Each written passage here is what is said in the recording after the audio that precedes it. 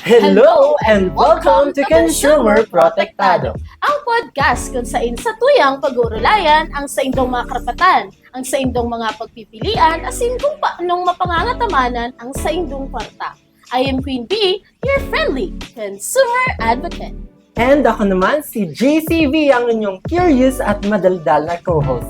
So, ngunyan, pag-uurulayan ta sa podcast na ini ang sarong topic partner na for sure dako lang makaka-relate ang mga depektibong produkto. Ayan, tama partner. For sure, bako ka lang ang nakaranas kang mga arog kaya na cases. Arog na sana kang mabakal ka ning product sa luwas. Tapos pag abot mo sa harong, saka mo lang maaaraman na ay, taot pala. Nangyari na yan sa kuya partner. So, I bought a product online and the first time I use it, talagang raot siya partner. So, itong product na to is the blender itself. So, that's an example of a defective product. Ayan, partner, ikaw pala mismo nakaranas kung Oo. araw kaya namang pangyayari. So, perfect!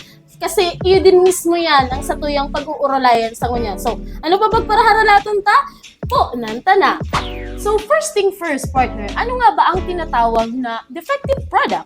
Yun ang mga produkto na konsideradong depektibo kung dahil nagagana arog kang mga ipinangako sa ads or arog kang mga pinangako kang mga consumer. Itong dahil na meet ang quality o standard na sinabi sa inda kang sinda pinabakala. So, best example ka ni partner is si Blender ko Yan, mismo. si Blender mo na mismo. Oo. partner. So, sinabakal kong online and raot talaga siya. So, partner, paano ito maaaraman kung depektibo talaga ang produkto? Dapat ba ura-urada raot tulos ang produkto? Partner, good question. Kasi actually, iman dapat na raot talaga siya tulos. Kasi igo kita ning ina-upload na tulong klase ning defective product. Inot na kayan ang manufacturing flow or itong pagkakamali sa paggawa ng product. Sa inda mismo yung nakasaalan, partner. Luwas pa dyan ang consumer. So, next naman is yung failure to perform. Dahil talaga siya nagana. Kung pakabakali mo, sinaksak mo, dahil siya nagana. Yan. Yung third naman is yung talagang delikado. Itong sinaksak mo siya, nagkirikiti, nasulo, nag-aso. So, dapat maging responsible din ang mga nagpapabakal and maging practical ang mga nagbabakal para sa satuyaman din na kaligtasan. Lalo baga partner ta Fire Prevention Month pa ang March. Oo. So, ibig sabihin pala ng partner, doon sa pagbakal ko pa tong blender, bako akong may sala. So, si blender ko mismo or may raot. Yan. It could be like that. Partner, na ito talaga si product ang may raot or si manufacturer din ang may kasalan or ika din mismo ang may kasalan kasi baka sa pag-assemble mo, may kulang din sa instruction, kaya dahil siya nagana kasi may mga cables ka na dahil mo na ilaag, kaya pagsaksak mo, dahil nag-ilaw, dahil nag-andar, kaya ipuhan maging practical ang consumer, dapat din na maging practical si mga binakalan para at least aram ninda talaga kung sisi ang may kasalan, kung sinda baga or kita. So, Yan, duman partner. sa tulong sinabi ni partner, dapat ito ang mai-consider ta sa paghanap ng mga produkto. Partner? So, dapat di kita basta-basta. So, i-consider ta itong tulong aspect ka to yung Yes. mga defective products. Para safe. Para safe. Yan. Ngayon, pag-usapan naman natin, partner, kung ano ang mga karapatan mo bilang consumer. Ayon sa Consumer Act of the Philippines, Shala partner, may pa-Consumer Act ako, may karapatan kang mag-refund, magpa-replace o magpa-repair ng depektibong produkto at hindi pwedeng mag-complain ang mga manufacturer natin sa mga ganyang bagay. Kasi that's the right. Ibig sabihin pala, pwede ko talaga siyang i-claim as my right as a consumer. Partner? So, paano kung sabihin kang manufacturer or kang nagbebenta kang produkto na no return, no exchange? Partner? Yan man ang mga paboritong linyahan kang sa tuyang mga tindahan. Partner? Pero bawal yan kapag depektibo ang product kasi bako lang sinda ang nako-compromise sa inda mga consumer mismo. So, dahil pwedeng i-deny ang right mo na magpapalit, magpa-replace o magpa-repair kasi in the first place, nag-spend ka ng kwarta. And aram naman partner, ang kwarta dahil pinupurot. True. Pwede kong habulon si seller mismo or Ayun, si baka may manufacturer karapatan, mismo. partner. Partner? Habulon ko siya, sasabihin ko, hoy, pakipalitan ka niyo o pakiribayan ka niyo yung produkto kasi Yes. depektibo siya. Tama partner, kasi karapatan mo yan. So, partner, ito na. Ano ba ang dapat gawin natin kapag nakakuha tayo ng mga defective na produkto? Simple lang naman partner, kailangan lang natin sundin yung mga hakbang. First, of course, i-check ang resibo. Kailangang malaman ng pinagbilhan natin na talagang sa data binakal si item kasi aram mo naman partner ngunyan, kada akong mga scammers. So, kaipuhan din nindang maging sure na si product na naraot, kaipuhan i-repair, sa hindi talaga binakal para aram nindang responsibilidad din talaga ninda ito. Next naman is kontakin yung seller para maaraman ninda siniging problema. Common ni partner sa mga online shops. Kapag sala si din deliver sa imo, ngaya parehas wala si sapatos, or si bado mong large, naging small, dahil igo. Kaipuhan, maaraman tulos ninda para aram ninda kung ano ang action na dapat gibuhon. Kung kaipuhan siyang ipa-return, kaipuhan mo siyang ibalik sa rider para makabalik sa inda, palitan ninda, or i-refund si kwarta partner. Mangarog kayo na sitwasyon. And third naman, kapag talagang dahil nakikipag-cooperate ang satuyang mga seller, mag-file ka na ng complaint sa DTI. Kasi ang DTI partner, yaon man sa napermiyan para tabangan kita sa satuyang mga reklamo na dahil natatauan tulos ng agarang solusyon.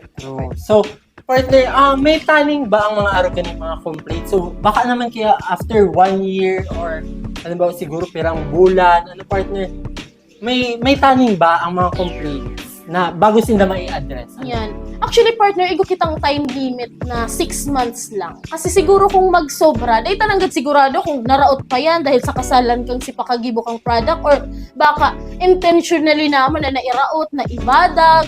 Dahil palang dapat magpatumpik-tumpik ang satuyang mga member consumer. Yes, dapat action agad. Kapag Action nahilingan, yung talagang legit na depekto, kaipuhan, mag-ibo ka ng action para mag-ibuhan na tulos ng paagi. Yeah. Na kung ano man ang dapat gibon, kung ipa-repair, ipapabalik, riribayan, or ipa-refund na lang. Kaya sabi ni Vice Ganda sa iyang kanta, "Huwag nang magpatumpik-tumpik pa." May Ayan. pakanta kita naman, partner. Oo, ha? tama nga, Yan. partner. So, tama ka dyan, partner.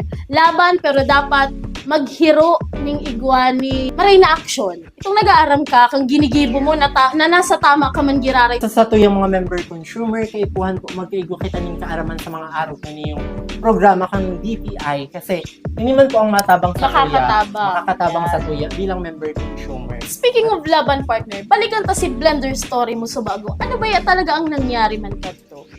So, grabe partner. So, kang binakal ko siya, tapos gagamitin ko siya para mag-give ako partner ng aram itong smoothie. Imbes na magana si mga blades niya, di talaga siya Dahil nagagana. naghihiro. Oo. So, defective talaga siya kasi naksak ko siya, tapos tig-on ko. Di talaga siya nagagana. Minessage ko ka to si seller and tigsin niya lang ako. Lug sa payo man talaga, ano partner, pero araw mo kaipuhan talaga may mga proof, screenshot, resibo, messages, saka si mismong depekto para at least araw mo kung paano ka mag-complain. So, sayang ka to partner. So, as ako, member consumer and siguro... Nasasad ka, ano yung mismo ang nasampulan, partner? Nasampulan katong produkto or defective na product.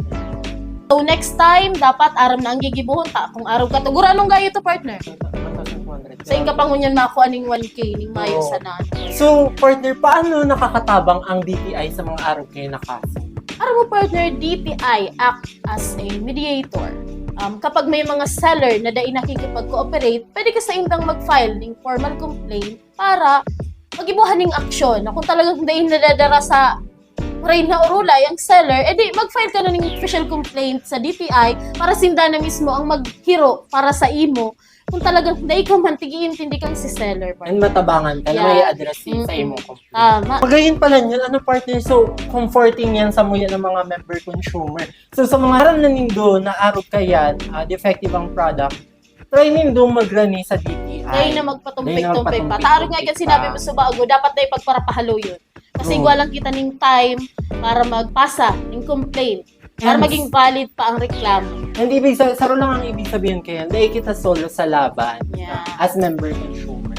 Tatabangan kita kang DTI. Basta tandaan na ang consumer na may alam, mas malakas. At dyan, nagtatapos ang ating episode ng Consumer Protektado. Tandaan, huwag hayaang mag-expire ang inyong karapatan bilang consumer.